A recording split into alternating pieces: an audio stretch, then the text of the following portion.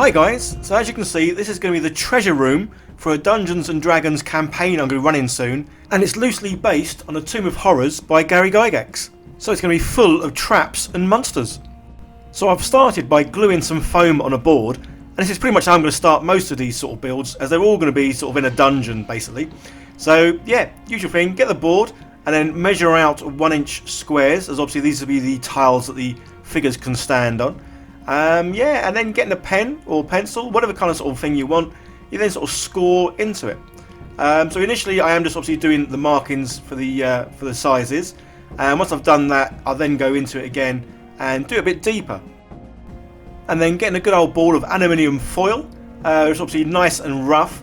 We go over the whole thing, and this puts in some lovely indentations and just basically roughs up the foam board and makes it look more used and abused and just sort of weather worn really.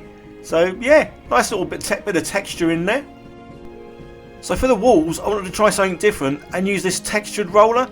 Basically I've had this for ages and never really used it, other than on the old sprue goo. So yeah, I thought I'd have a go at using it on this. Obviously you have to push down rather firmly, which is why sometimes the camera is going to start shaking, because I really was putting a lot of effort and force into this. But yeah, it made the imprint, and this is how it looked, but I kind of felt it didn't really look that good. I think mainly because it's really rather small. So I changed my mind and I've got some more of the foam board, roughing it up with the old tin foil as usual, but this time I thought I'd do that first just to make it easier. And then what I was going to do is I was going to make my own sort of bricks on there. But just because I want the bricks to look sort of fairly uniformed, I'm doing some sort of guidelines first, and then I can use my pen and freehand and go in and do like several sizes of bricks. So I'm doing like a rather large square one, a small square one, and then a rectangular one, and then basically just repeating that process over the whole of the board. It took quite a while, but it's one of these kind of things you can do, listen to some music, bit of TV on, and yeah, it doesn't take too long at all. And then once I've done roughly the sort of look I wanted, I then went over with a pen and scored a bit deeper into this, just to make them look more like they were separate bricks, rather than obviously being one piece of foam board. So yeah, I did that for all sort of three sides, because basically obviously I want the front to be open so you can sort of see in and see the little set. Because as well as obviously these being functional as sets, I want them to look like sort of dioramas as well. So whenever I get some new figures, I can paint them up and take pictures of them with this. So yeah, so following on from last week, obviously everyone mentioned about putting pins in to obviously sort of keep things together while they're drying. So obviously I went out and got some pins. I will get some longer pins because these sort of went through, but possibly didn't go through as far as I would like them to. But yeah, there we go. So we got the board, the base, the three sides. Now it's the time to sort of set out and put things in the middle of it. So I'm going to have some sort of thrones in here as well. So I wanted a raised area for the thrones.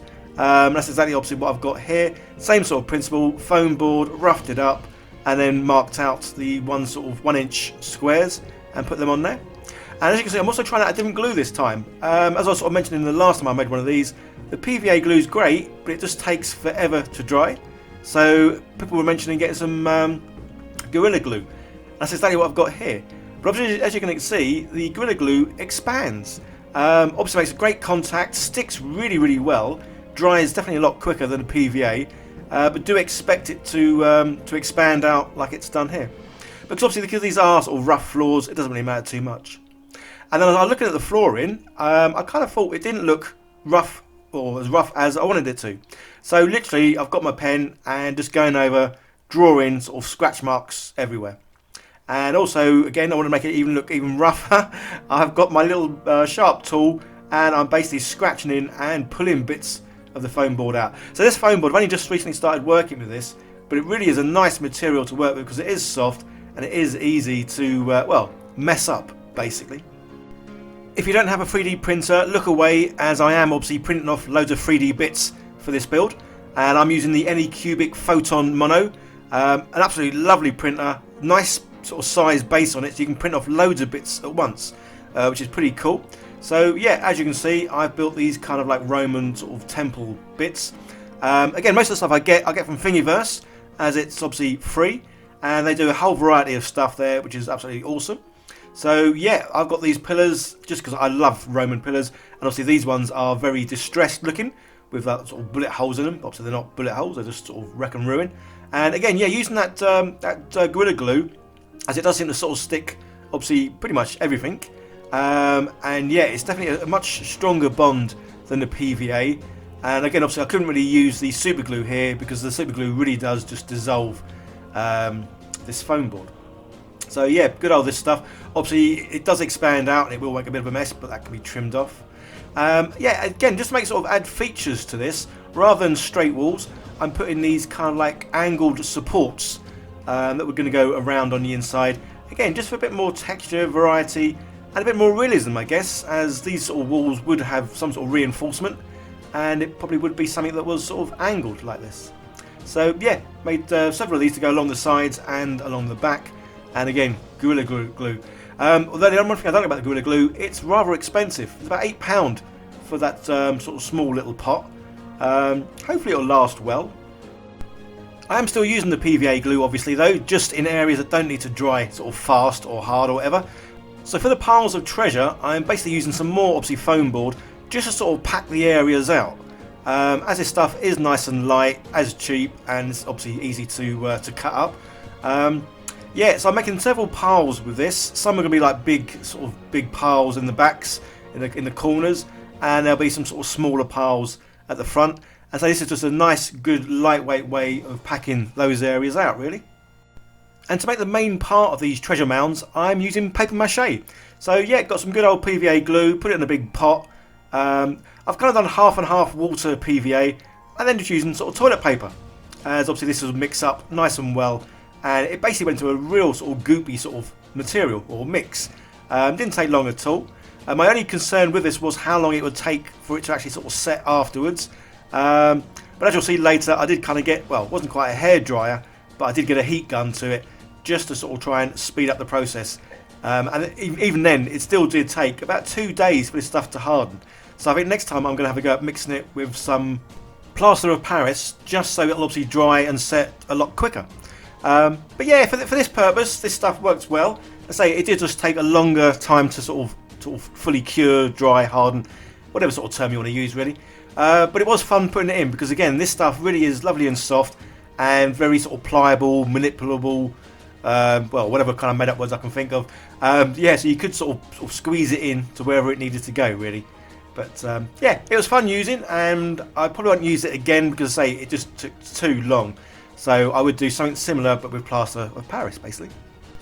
The joy of having a 3D printer is, well, you can print off whatever you want, basically, and obviously whatever size, which is awesome. So I'll leave a link in the description of the printer I use. I say it's the Anycubic Photon Mono, and it's lovely. It really is. It really works rather well.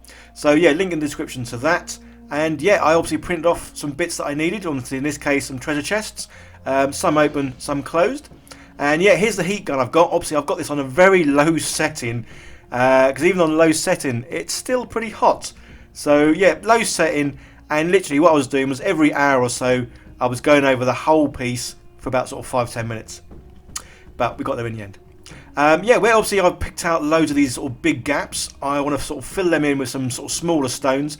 Again, I think it's all the little details that make these builds look more realistic, and obviously it's more fun, adding lots of little bits to it. So yeah, filling in these little gaps. And these were from an army painter set. Again, same with the primer I've got here, and you'll notice that it is good for XPS foam, because if you use a primer that isn't, it'll basically just dissolve the foam. So again, links in the description to the Army Painter stuff I use. As pretty much all the paints that I use now are from Army Painter, which is pretty awesome. They do a great range of paints, both for sort of the terrain pieces like what I'm doing here, as well as obviously the lovely sort of D&D set, which has loads of colours, which I'm using for all the figures that I paint. So as you can see, a bit of dry brushing going over the stones, and there's a couple of sort of colours that I'm using, obviously to sort of achieve the effect I want. And then I went over and did a bit of a light, dry white brushing. So for the columns, I'm basically painting them a white. So a lot of things I'm painting now are just getting sort of like block colours on. And then once that's all done, then I'll sort of go over with some washes afterwards. And obviously the great thing with this set is you can sort of put it on its side, on its back, whichever way really, to sort of make it easier to paint some of these things. I mean, I probably could have painted a lot of these figures or a lot of these pieces separately and then glued them in afterwards. But I like the idea of just sort of putting it all together and then just painting it all in situ. because it wasn't too bad. I could still move around and get to all the areas I needed to, all the important nooks and crannies, so to say. And yeah, so yeah, again, really enjoyed painting this, and having the paints from Army Painter, because there is such a rather large range. Yeah, makes it a lot easier. So, I was saying about the washes earlier. Again, the Army Painter range of washes, I think I've got about 16 different washes, from sort of like light shades, dark shades, some blue, some green, as you can see here, because I wanted to make the walls look like they've well, got damp, wet, maybe even mossy. So yeah, the washes, obviously, I say again, I love washes. I put it on everything. So go over and do whatever it is you're painting, just in normal colours, block colours, and then put the washes on, and it really just makes things look like they've got more depth. Because obviously it adds sort of shadows and highlights, definitions, all that kind of stuff. Obviously it doesn't really add the highlights, you've got to add them afterwards, but you know what I mean. I'm waffling now. But yeah, I love this, and yeah, the effects are nice and quick and easy. So for the gold, obviously, well, needs to be painted gold. Kind of goes without saying. So yeah, so everything, as you can see, is now going to be painted in gold. But obviously you will notice later on that it has something else on it.